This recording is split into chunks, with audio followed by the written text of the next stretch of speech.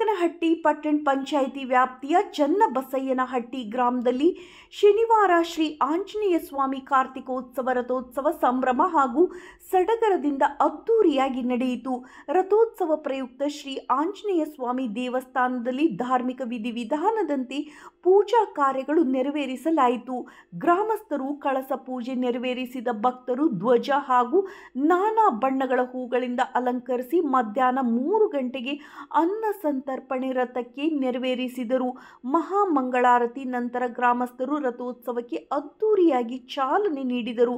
ಗ್ರಾಮದ ಮುಖ್ಯ ರಸ್ತೆಯಲ್ಲಿ ನಡೆದ ರಥೋತ್ಸವದಲ್ಲಿ ನೂರಾರು ಸಂಖ್ಯೆಯಲ್ಲಿ ಭಕ್ತರು ಭಾಗವಹಿಸಿ ಶ್ರೀ ಆಂಜನೇಯ ಸ್ವಾಮಿ ಭಕ್ತಿಗೆ ಸಮರ್ಪಿಸಿದರು.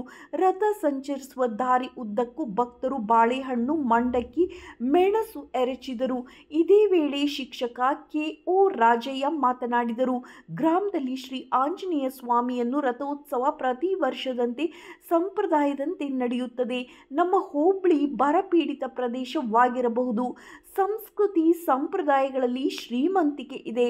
ಅದು ನಮ್ಮ ಪುಣ್ಯಕ್ಷೇತ್ರದಲ್ಲಿ ಹಲವಾರು ಪುರಾತನ ದೇವಾಲಯಗಳಲ್ಲಿ ಧಾರ್ಮಿಕ ಆಚರಣೆಗಳು ನಡೆಯುವುದರಿಂದ ಉತ್ತಮ ಮಳೆ ಬೆಳೆ ಆಗುತ್ತದೆ. ಅದರಂತೆ ಗ್ರಾಮದಲ್ಲಿ ಶ್ರೀ ಆಂಜನೇಯ ಸ್ವಾಮಿ ಆಶೀರ್ವಾದ ಪ್ರತಿಯೊಬ್ಬರ ಮೇಲೆ ಇರಲಿ ಎಂದರು. ಈ ಸಂದರ್ಭದಲ್ಲಿ ಗಂಗಯ್ಯನಹಟ್ಟಿ, ಚನ್ನಬಸಯ್ಯನಹಟ್ಟಿ, ಹೊಸ ಊರು, ಹಳೆ ಊರು, ಕೊಂಡಯ್ಯನ ಕಪಿಲೆ ಗ್ರಾಮಗಳ ಗುರು ಹಿರಿಯರು, ಮುಖಂಡರು, ಯುವಕರು, ಪಟ್ಟಣ ಪಂಚಾಯಿತಿ ಸದಸ್ಯರಾದ ಟಿ. ಮಹೇಶ್ವರಿ, ಕೆ.ಒ. ರಾಜಯ್ಯ, ಗುರುಶಾಂತಮ್ಮ ಗ್ರಾಮಸ್ಥರು ಇದ್ದರು.